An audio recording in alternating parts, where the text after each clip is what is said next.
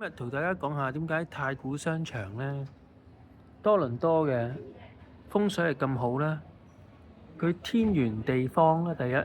同埋有嗰個天窗咧，個明堂又高，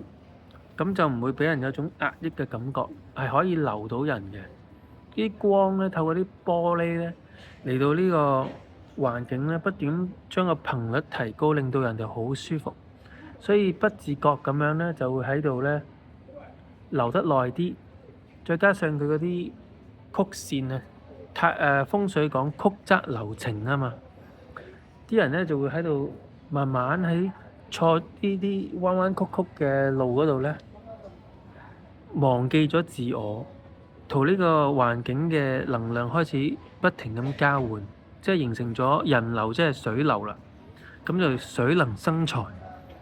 仲有好多嘅，遲啲再講啦。